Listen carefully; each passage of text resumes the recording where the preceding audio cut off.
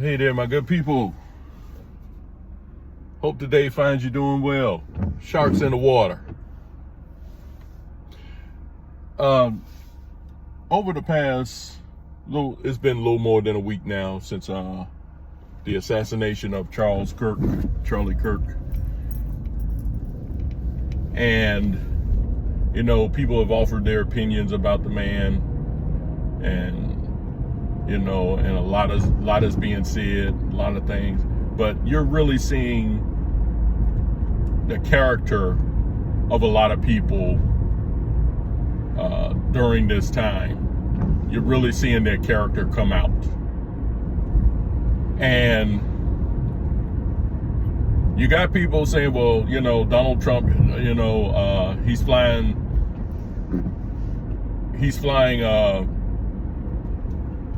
American flags at half mast, you know, to honor, you know, Charlie Kirk. But he didn't do it for this congressperson or whatever, you know. Now, I don't know his reasoning for doing that. I really don't care, really, be honest with you. But I will tell you this, that Charlie Kirk was a true American. He was. You know, we can go back and forth with this type of thing. You know, they sit there talking about why you flying a flag at half mast for Charlie Kirk, but how come when we get a Democratic president into office, a lot of times they don't give a presidential medal of freedom to somebody who's a conservative? Just my thought. You know, if you're going to, you know, criticize one dude, you might as well criticize them all. Now, I don't know why Donald Trump did that or anything like that. But it is what it is. But anyway, people are saying things like Charlie Kirk was a racist. He was a white supremacist. Now, when you make that statement,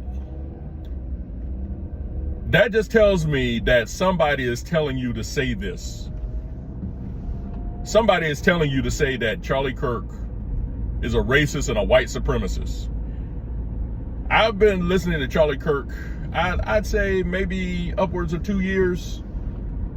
And his videos are constantly, you know, on my feed in Facebook and YouTube. And I've never heard this man say anything racist or anything white supremacist or anything like that.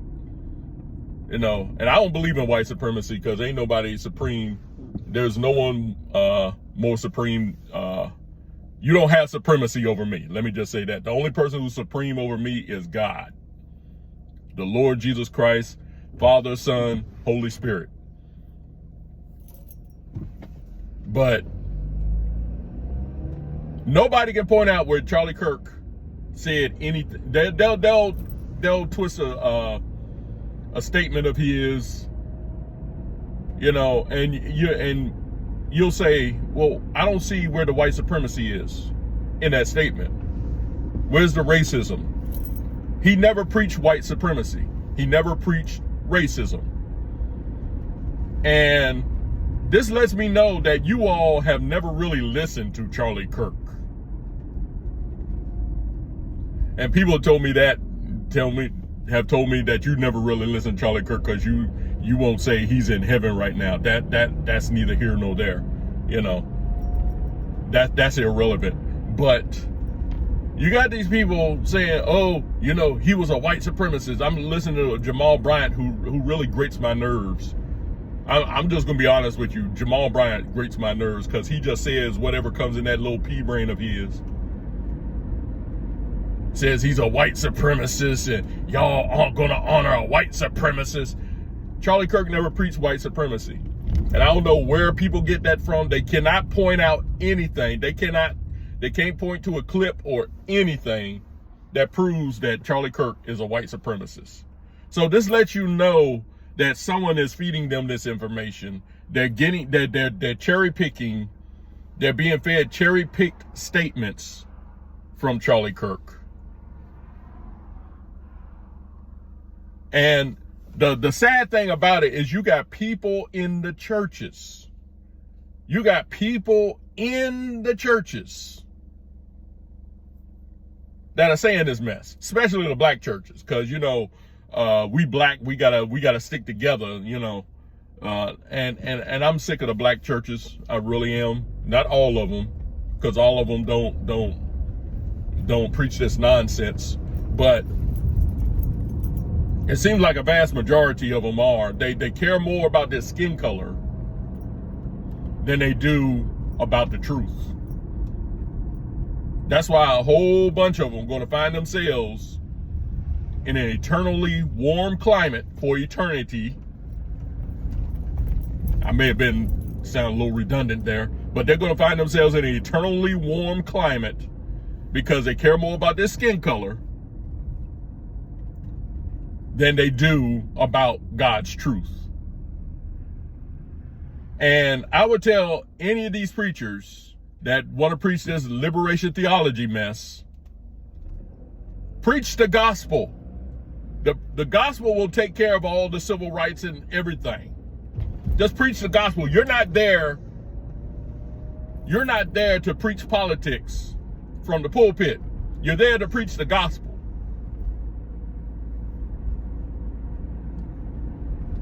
And even when you criticize these black liberation preachers, you get these people come out that take up for them and say, well, Jamal Bryant is a smart man. He's really studied hard to be where he is, and he's an educated man. No, he isn't. Your education has nothing to do with where you went to school or anything like that. If you're taught the wrong thing, you might be educated, but you might be educated in the wrong thing.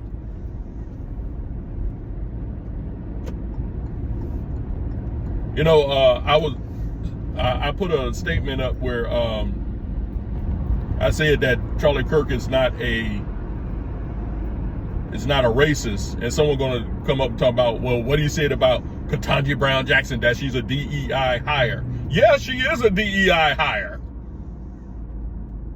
And then, this person said, well, she studied hard. I talked about this the other day. She studied hard to get to where she is. Well, there are others who have studied hard, but you don't give them the same grace. Will you give that same grace to Clarence Thomas? He studied hard. Matter of fact, he had a 30-year head start. He had a 30-year head start on Ketanji Brown Jackson. But this selective outrage, it's very prominent now. You can tell it. Stevie Wonder and Ray Charles can see it. It's very prominent.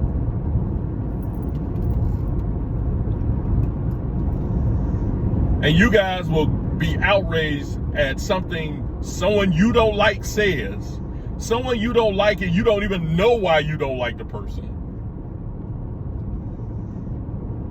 You'll come up and someone will have a memorial for Charlie Kirk, and you want to come in there and just disrupt it. But let someone disrupt the memorial of someone that you like, and then you're all up in arms.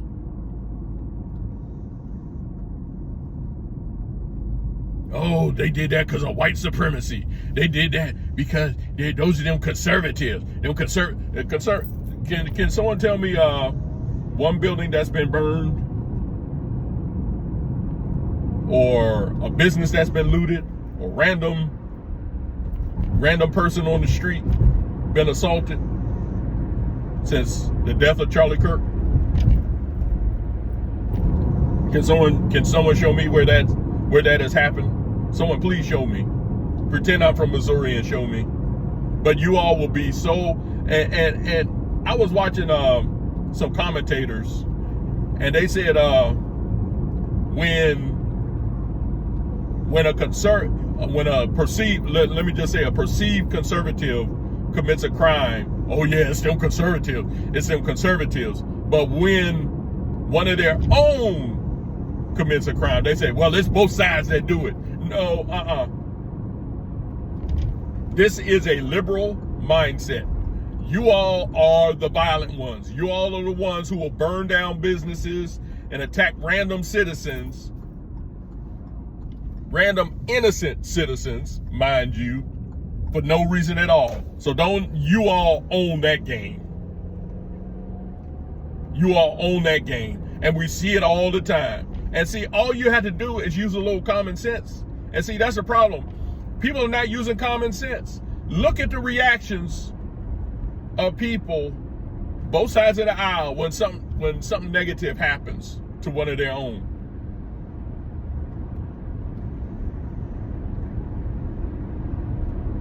Those riots and the so-called Summer of Love back in 2020, because of the killing of George Floyd, y'all went bat crazy. Fruit bat crazy. Over a man who was a criminal, who died of a drug overdose. I don't care what a lot of the pundits on social media or whatever say. He died of a drug overdose. He did not die because a knee was on his neck.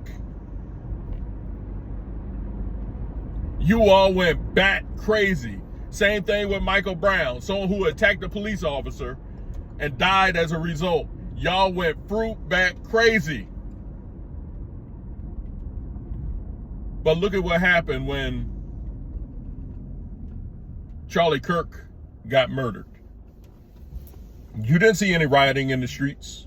You didn't see people blocking traffic or burning down businesses or attacking, liberal-minded folks. You didn't see that.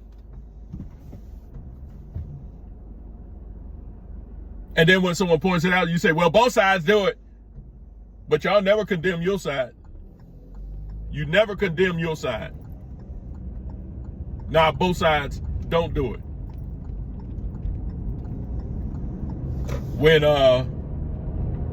When Donald Trump won his first election, the day he was inaugurated, there was a lot of violence and people talking about blowing up the White House and everything and stuff like that. And I pointed that out, and this person came up and said, well, the conservatives did the same with Obama. I said, show me where people threw trash cans through windows and burned businesses because Barack Obama became the president.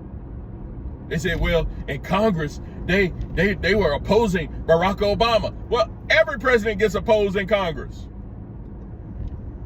They ain't the same as vandalizing buildings or anything like that. I'm like, now see, once again, this is selective outrage. But folks, let me tell you all something. Charlie Kirk was not a white supremacist. You can think that all you want to. He was not a racist, because I seen interviews he did with black people and he treated them with the utmost respect. Now, I can't show you them videos now. I'll tell you, go search Charlie Kirk. A lot of you all won't do it because you want to be set in your own mind. Your pride won't let you do it. But I would challenge you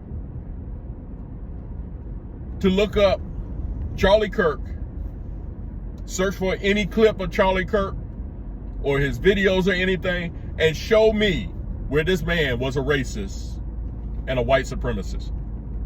Like I said, pretend I'm from Missouri and show me. You all stay safe out there. Stay healthy. This is Vincent E. Brown. I'm signing off. Until the next time, I'll see you on the rebound.